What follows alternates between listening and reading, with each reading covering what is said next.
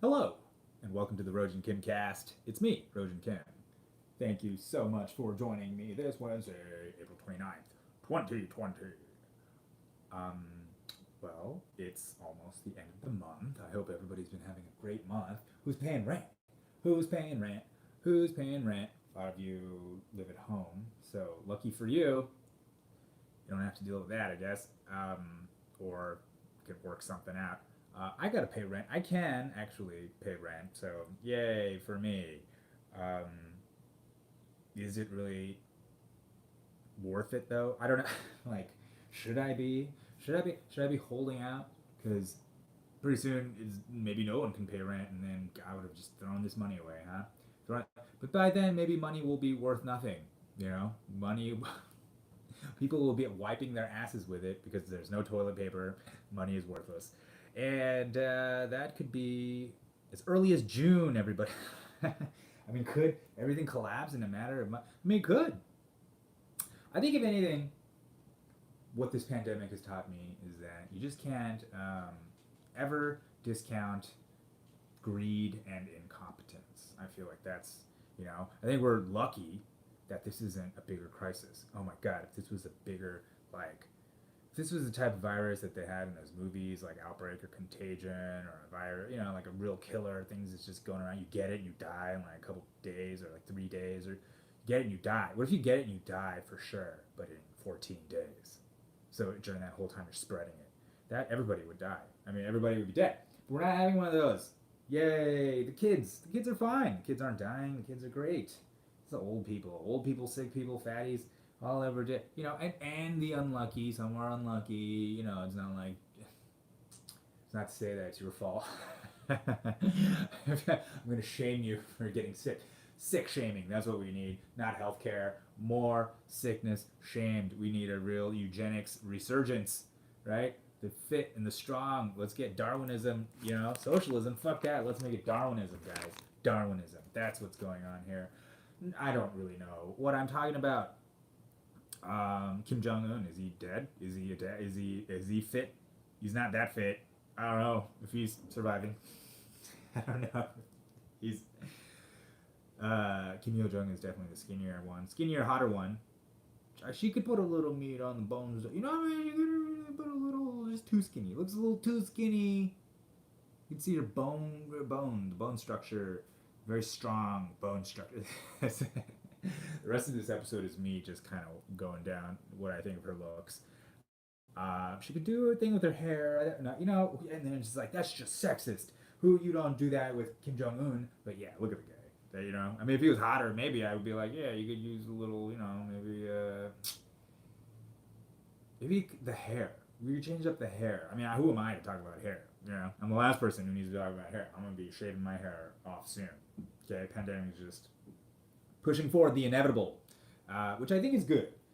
Since we're not dying, which is also inevitable, since that it's not one of those cat and trips, is one of those big old plagues that's just wiping everybody out.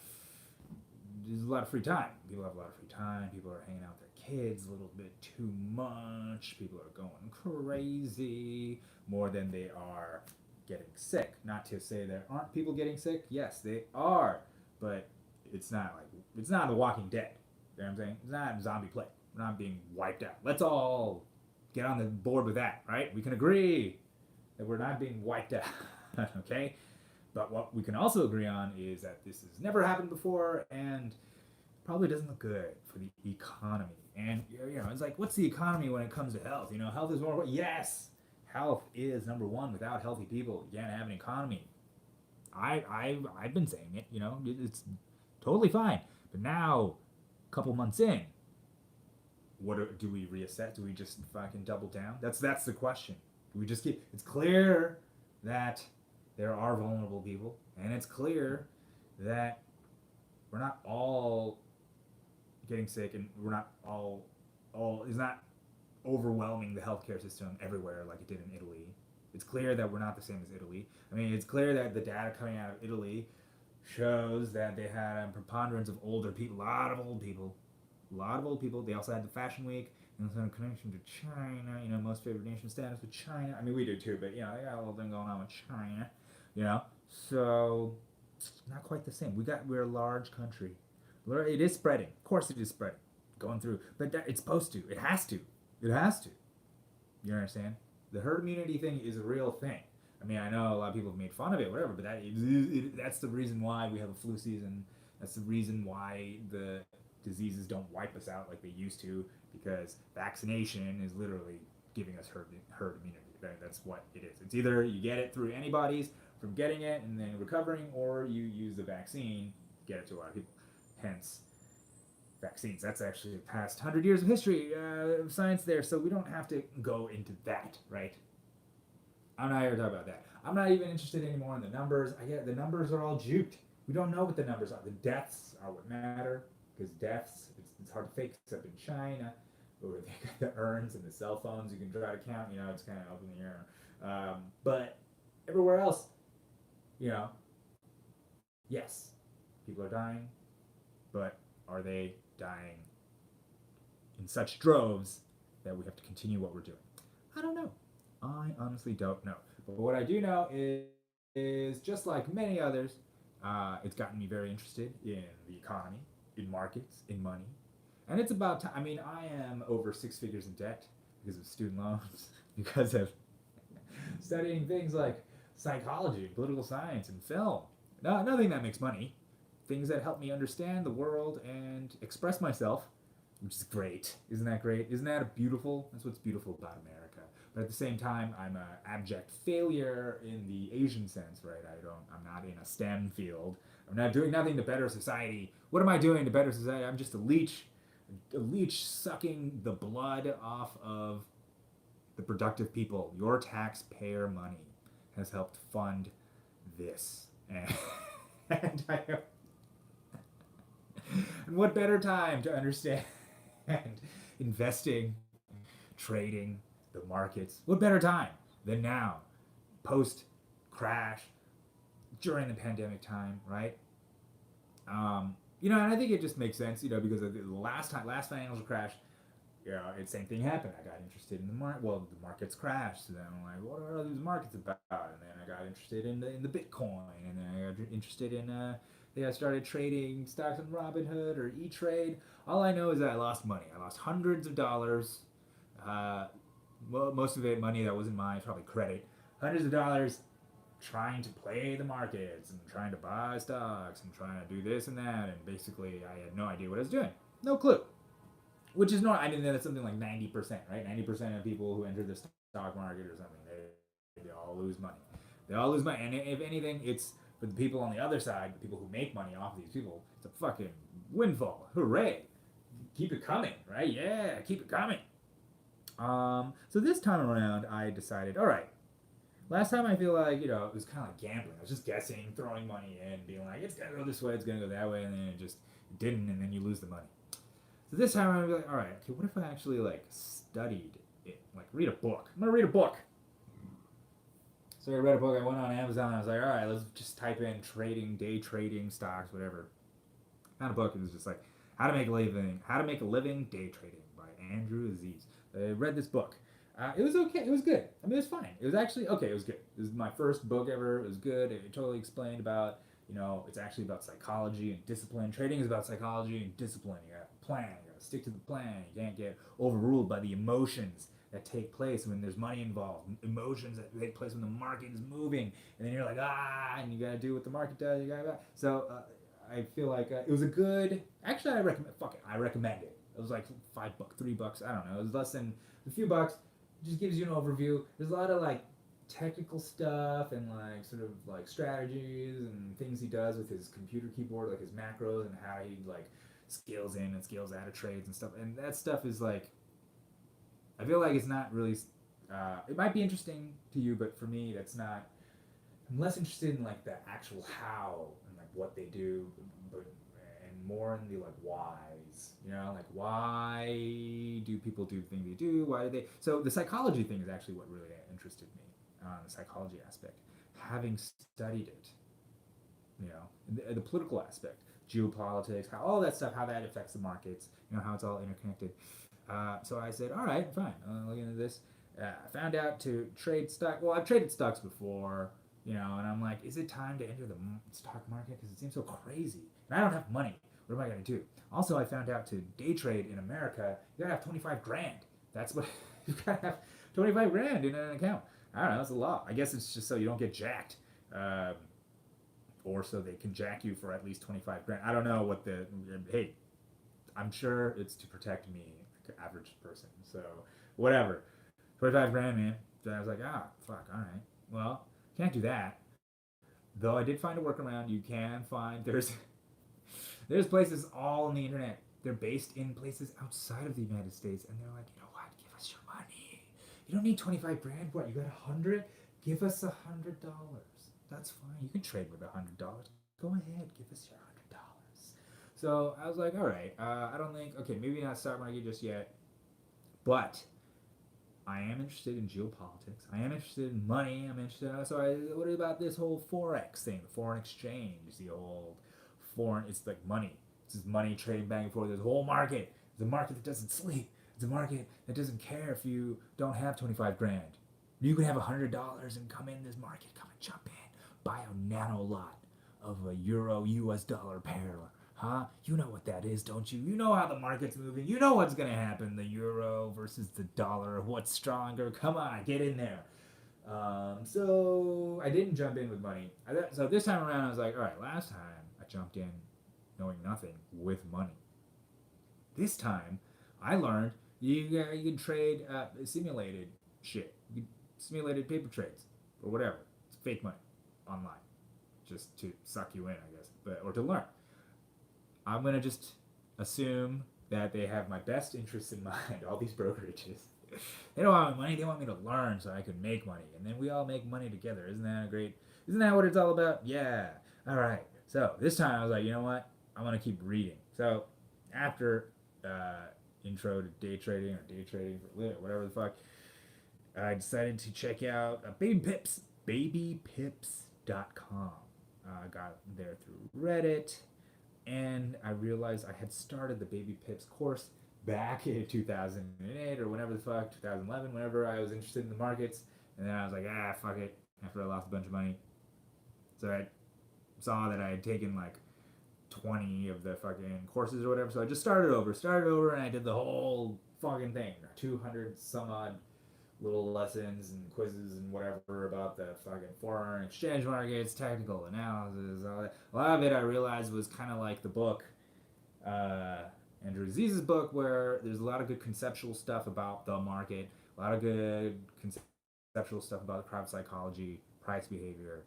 But then after that is like a little bit more specific, like talking about like Elliott waves and talking about like, just all this sort of like technical analysis stuff, which on some level I get, I understand. You want to look at behavior. It's a way of visualizing data. It's a way of like trend lines, candlesticks, like all these things. People are just looking and looking and looking and looking. But I think underlying all of that is psychology, right? It's psychology, and the thing about psychology is that confirmation bias is real. So the thing about drawing all these lines and the things and whatever is that like you will into existence what you want to see. Like if you want to enough, your brain will concoct the justifications and we'll actually see it. You'll see it right there. The pattern's there. The pattern's there. You'll be convinced. You're like, yeah, you know what I mean?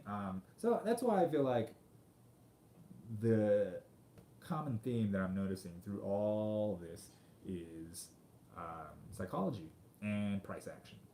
And I'm learning. I guess volume is another good indicator.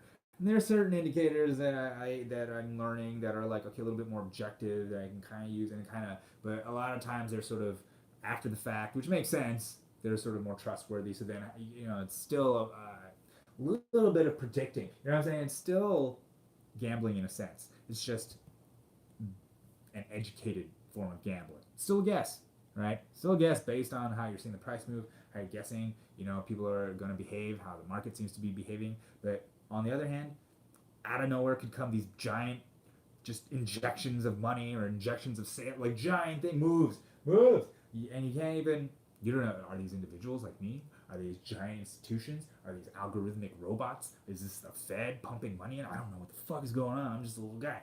So that's the other thing you start noticing is that there are these waves, especially now. super volatile time, right? Waves going up. People have lost so much money in March. Now they're making so much money now because it's a rally, and they'll probably lose more money again. Like as if this is kind of silly. Even me, just some guy. I just don't see how the market will just keep going up forever. It's got to go back down. I mean, the reality is going to meet, you know, the expectation of the markets. And I understand, in some ways, I've been listening to Mad Money, of course. That's what you gotta do. Remember? Listen, I made a joke there. I said, I'm at a crossroads between joining TikTok or subscribing to the Wall Street Journal, and I subscribed to the Journal. Okay, I did it. It was $2. It was $1 for a month. No, $2 for 2 months, and then $20 a month after that. But you know what? I subscribed to the Journal, and I'll tell you why. It's not just because I'm I'm a trader. I'm a Wall Street man now. I'm a trader and I'm being said. I still fucking have disdain for the news.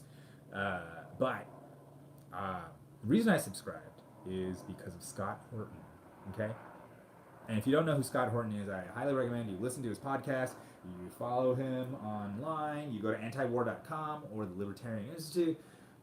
Find his podcast because he interviews all sorts of people everywhere. He was right about Russiagate. He has been, he's taking on this coronavirus thing, and he's very even and measured. Sort of look at it. Even Ron Paul from the beginning has been like, he doesn't believe. I don't believe in this shit. It's like I don't believe in it. I don't believe it's not as dangerous. Ron Paul, and he's not a kook. Ron Paul's a doctor. He's not a kook. He's just trying to say I think it's overblown. Scott Horton has been a little bit more. Scott Horton loves Ron Paul. Scott Horton is a libertarian and is now sort of is trying to help Jacob Hornberger or whatever candidate for the Libertarian Party. And I'm just not a party guy. I'm just not I'm just, I don't go I'm a libertarian, just I don't feel like I'm a Democrat, or I'm a Republican, or I'm a this or that. All of it seems very ridiculous to me, as I think a social nihilist. I don't know. I'm not really a true nihilist in the sense, but I don't believe in institutions. I think mostly because mine have failed me, and so so it's tough for me to believe that. But I can understand a reliance on the individual because that is something that's happened. But I can also understand reliance or at least institutional help. And I can also understand that it's not one or the other; it's both. Anyway, Scott Horton says, he reads the Wall Street Journal not because he's not a finance guy, but because he knows that the sort of editorializing, moralizing, the injection of emotion that's going on in even the New York Times. I mean, all the news is essentially editorialized now. All the news is essentially Trump is bad, or I love Trump. Trump is bad. Is all phrased through the lens of some kind of conflict with Trump. And the Wall Street Journal, because the people who read it are mostly just business people who just care. They just care about money. There's less of that fuckery going on. I think, and he says he doesn't read the editorial page, the opinion page, because they are mostly Republicans, and it's a conservative magazine that way, or paper in that way, and of course economics is the underlying thing and all of it, but you know what? They're less likely to add a lot of that bullshit in there because they don't want to bullshit the CEOs, managers, the people who actually, deal with the money. So, because of that, I was like, all right, Ramey subscribes to the Times, I subscribe to the Journal. That's the mommy and daddy of newspapers coming out of New York. Fuck it. All right? Mommy's like, oh my God, did you see what the president did? And the Journals is today we have to make sure that the overall prices of meat doesn't affect the economy in any way, as people can't afford meat at the moment, and there may be a nationwide shutdown of all the meat plants, so food rights may ensue. So I think it's good. It's good. You need both. You need both. You need both, like the yin yang, like the Tao de Ching, Tao de Ching. All right. So, anyways, baby pips went through the whole thing, forex, whatever. But then one of the things I learned about forex is that the brokerages, they make money off of both sides. They're actually betting against you. They make, because there's these spreads and these pips and whatever. So they make money off of you losing. It's. I mean, I guess they all do. They all do. But for some reason, forex brokerages, they make a little more. They make a little more. Well, makes sense. You got to make yours too. But the thing is, like, oh, that's what it is. It's like you're not actually trading the market in forex. You're trading with brokerage. It's a weird thing. It's like the brokerage is like proxy for trading with the market. So it's actually the brokerages. It's in their favor to juke the market to fuck you. You know what I mean? Because they're like a stop. They're like the place before the market, the exchange that you go through. So in ways, it's like you're kind of like playing a losing game, right? You're playing at a casino, and the casino is for sure rigged. And the longer you play, the longer you'll lose. But they're perfectly profitable traders trading the forex markets. You just gotta trade in a way where you make more than the cost, right? And in all trading, in all anything, that's the point, right? You can't let the cost of you doing business outweigh the profit you're supposed to make. Which led me to, where am I now? Futures. Now I'm looking at the future. Because, well, one of the things I noticed is I would actually be right about some of my predictions. I'd actually be right using the technical analysis or using the price action stuff, using some of the stuff that I felt like, all right, this kind of makes sense to me. I would be right about it. But what I noticed is I would always be a little bit too soon. I was right about what I thought would happen, but not until some other shit would happen, and then it would happen. But maybe that makes sense, because if you think about it from a crowd psychology perspective, everybody's thinking the same thing's going to happen. So there's going to be a contingent of people who are like betting on the opposite, just so they can make money both ways, right? Like people are expecting the price of something to go up, right? So they're like, fuck it, let's fucking push it down, because we know it's going to go up anyway. So you make money shorting it going down, and then it's going to go up, and you buy when it's low, and you say, so there's people trying to manipulate things like that all the time. But it's just psychological. It makes sense. It makes sense in that way, right? So I decided, okay, futures. The other reason I decided to do futures is I found that there's like these places that let you simulate trade for them, and then if you do well, they might fund you or something, give you money. Could be a big scam. I don't know. I'm not even good enough to put any money in, so that's I'm a bit far away from that until I can be profitable, trading on paper. I don't think I'm going to really try to do anything with real money. And when I do real money, I'll probably start with like 200 bucks, and then we'll go from there. We'll see. Right? So this is no way a job. This is no way an income thing for me. This is, in fact, probably more a waste of time and money. But I think, hey, it's interesting. It's interesting to me, right? All right. I mean, last time, 2008, I had way more money. I had a lot of credit. So much credit. Over 10 grand, 20 grand, 30 grand in credit. I had a lot of credit, a lot of money. It was great. High on the hog before the crash. This time, I'm Kim Jong undercapitalized. No, it's one of the big things that happens to beginning traders is that they don't have a lot of money, and then you get wiped out. It's easy to get wiped out. Easy to get wiped out with big moves. You don't have enough money to sustain the moves of the market. Yeah.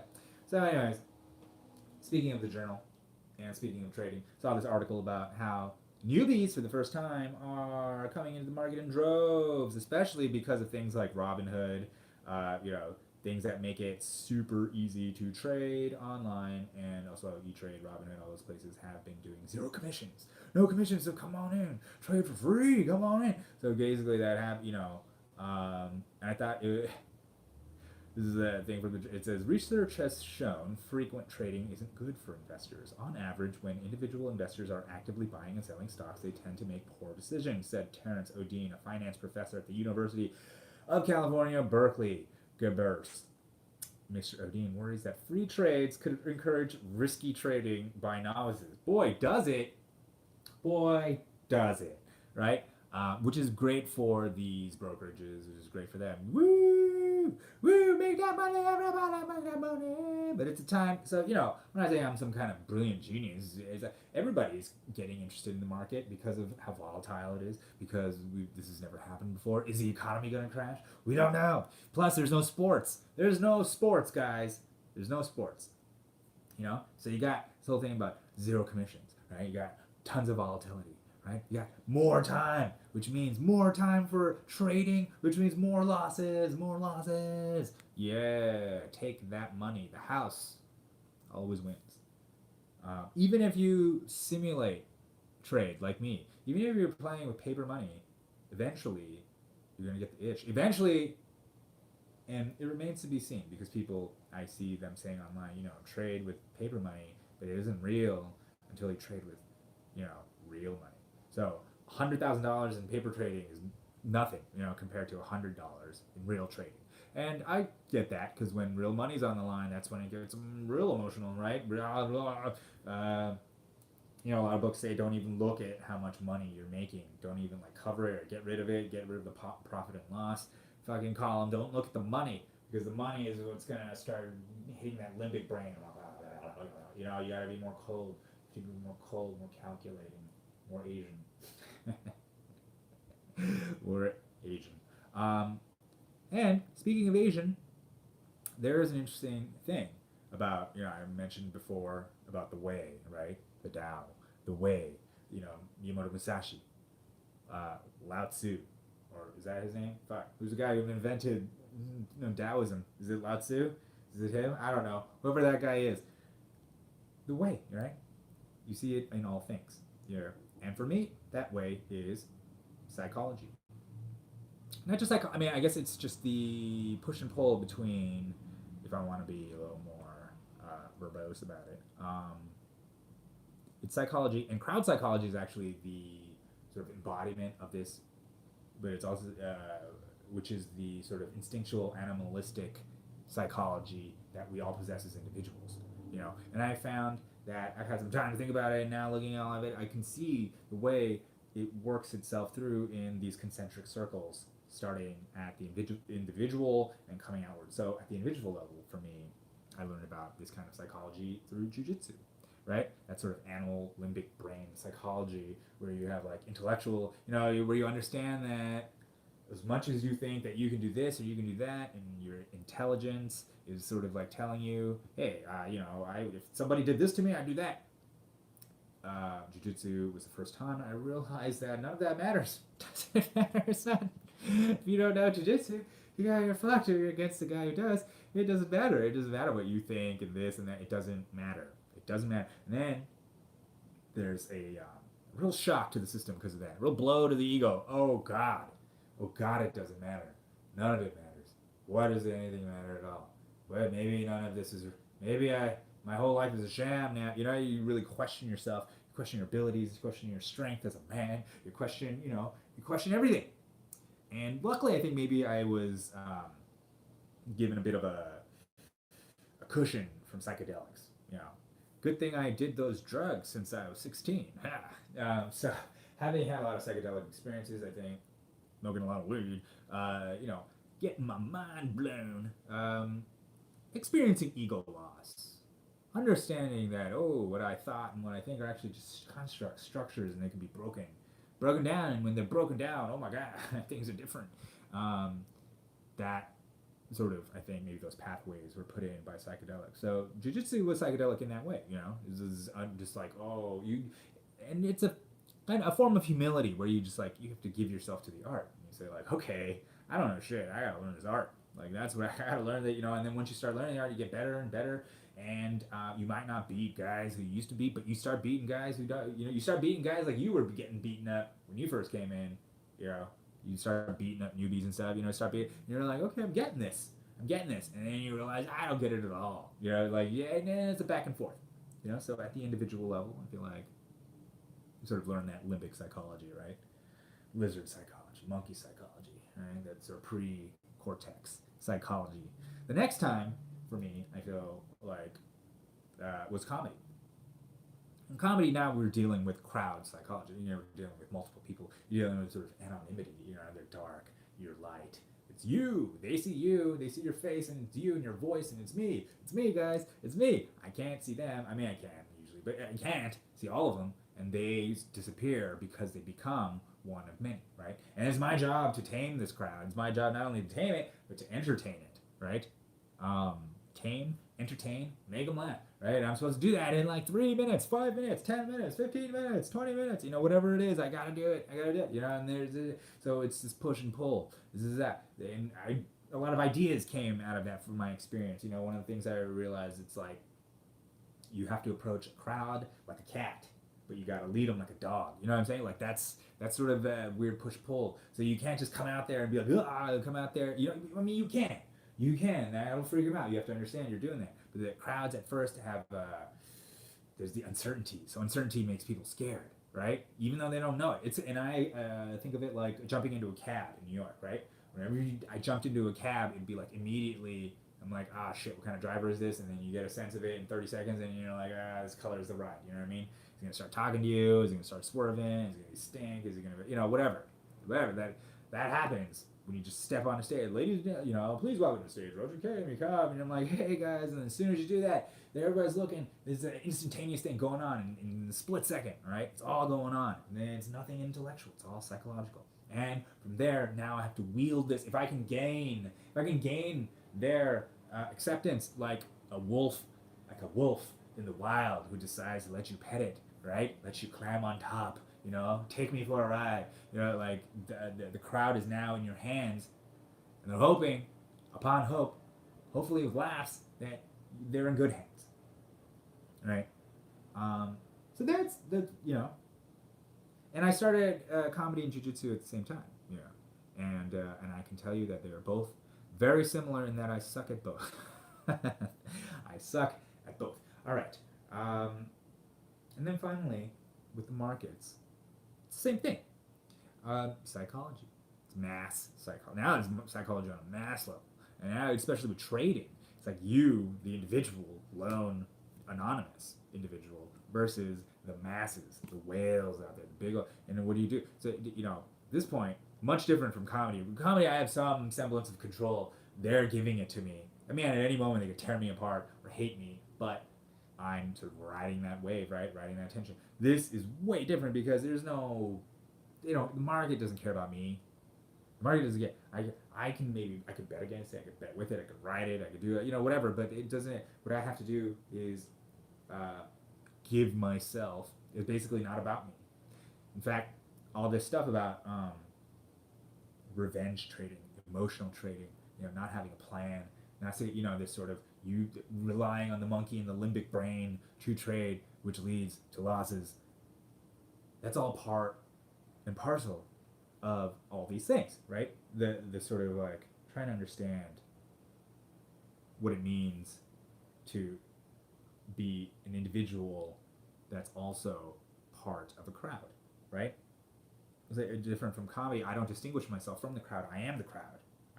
But is it me versus the crowd? Like what? You know what I mean? Like it's an interesting place where it's like I am an individual and I'm not an individual. And in every instance of these concentric circles, from martial arts to comedy to trading, going outward and outward, you can see the theme running through it. The way, the Tao, if you will, right, is psychology.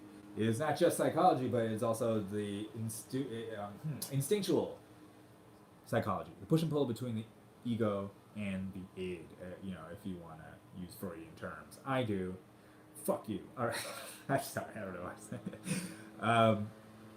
So, anyways, I guess now what I've done trading markets is I've added a third discipline that I can be terrible at. Which, hey, I've got the time, just like all these other people. And at least, I'm not throwing money in just yet. So, I'll wait till I have some money to throw some in. But listen, I was just about getting interested in shooting guns and shooting bows and arrows and hunting.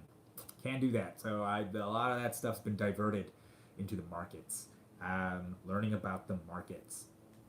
So I'm doing that. Great for me. I think in some ways, one of the things I have missed in my life as a comedian is a good business sense. So I'm hoping that this might instill something into me in terms of, if my comedy career starts taking off and I have to learn how to fucking make money and fucking sell tickets, and I gotta learn all that, right? There's a good chance I'll blow it all on cocaine and the stock market. That'll be awesome too. If I just start doing rails and betting stocks. but I got to make money in the first place. So, anyways, that's the whole thing. Money. Who's gonna be able to eat it? What? Here's the thing. When there's the food riots, money is not gonna be worth shit. Gold isn't either. Money, honestly, the toilet paper. Yeah, people are saying toilet paper is gonna be worth a lot. Dude, money will become toilet paper. I think I just said that. I think I said that earlier. So, what do I do? How to make more money in this environment, in this sort of uncertain environment where who knows? We don't know. 1 in 5 restaurants are supposed to close. Who knows what's going to happen to small businesses? People aren't getting their stimulus money. It's not enough. It's just not enough. So I feel like, what if maybe I should just pivot. Maybe now is the time for me to become one of these like finance personalities. You know what I mean? There's a huge market out there of people trading, learning to trade. I could be like, it's me. Instead of the Rojan Kimcast, I could start doing like, get New Trader Academy, New Trading Times, New Trader podcast with Rojan Kim. And I'll be like, hello everybody. Today I'm diving into the Forex market to trade the Australian dollar Japanese yen pair. The Australian dollar Japanese yen pair is known to correlate with the S&P 500, and today we see the S&P 500 is good.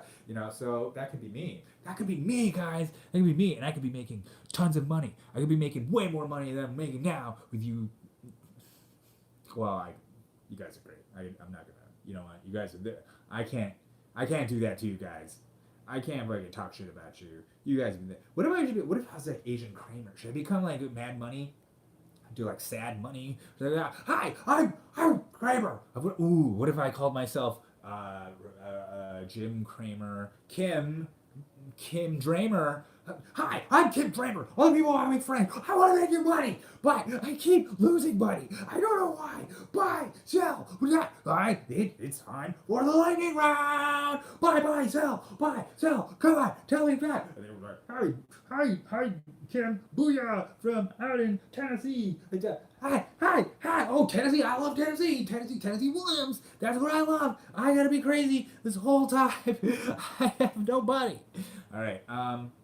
I don't know if I can sustain that Asian Kramer thing. Maybe I should go on TikTok and do stocks on stock tips on TikTok. TikTok stock tips. Stock tips. Tip stocks. Stock tips. Tip stocks. Stick stocks. Stonks. Stick stonks. Where I give and trade and I'll do funny dance. I feel like do a little funny dance and then I'll go Netflix. Buy. Boom. Aurora Cannabis. Buy. Like, only buys, no short selling. Meanwhile, privately, I short sell all the stocks that I recommend because I am pumping them up. I would use my power as a public figure to pump up the stocks, and then strategically short sell them, right? Then I make so much money. Is that what you're doing, Kramer? I know you're a scam, Kramer. Why did you could have seen the housing crash coming. You didn't even say, what are you not saying? All right. Whatever. He's fine. I'm listening to Jim Kramer now. Okay? That's what's become. I'm turning into my dad? I can't tell. He's never around. I think I'm turning into what I think my dad is like. This is just not around. If my dad was a good dad, this is what he'd be like, and that's what I'm turning into. I feel like that's the best I can do.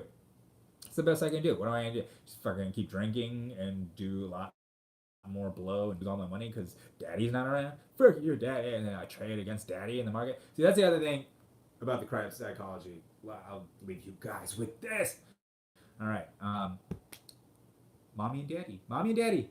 Just like Freud said, just like everybody else is saying, just like I'm saying right now, mommy and daddy, dude.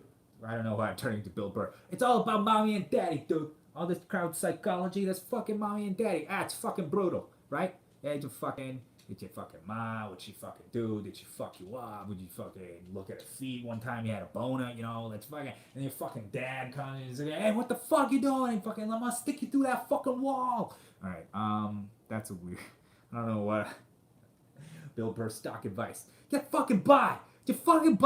All right, Fucking oil? You better get the fuck out of oil, okay? Oil's fucking brutal. Don't fuck with oil. Listen, they got fucking tankers out there. Tankers filled with fucking oil. No one can fucking buy them. They're going into the negative. It's the fucking future. Please, I cared about money, I would have a lot of money, and I would not be doing a podcast that makes no money, or do comedy that definitely makes no money. I would do any of these things. I mean, why would I do that? Or even trade, where I'm definitely going to lose money. So there's no reason for me to do any of that. The real reason is that the action is the juice. Remember that, guys. The action is the juice. That's all we got now. Okay? That's all we got in these times. Volatile times. The juice. So thank you. Thank you so much for listening to the Rojan Kimcast. Thank you for joining me this April 29th, 2020. This has been episode 156. I don't know what to call it yet. Maybe the Tao of Cha-Ching, the Tao de Cha-Ching, the Tao of Downs. These are all sample titles. One of these will stick. Louder with Crowd Tao. No. Alright, but follow me on Instagram, Twitter. You know the rest. Spotter? Switchify? Oh my god, what am I saying? Whatever they're out there, the podcast place. Podcast. I can't talk anymore. Goodbye. Thank you.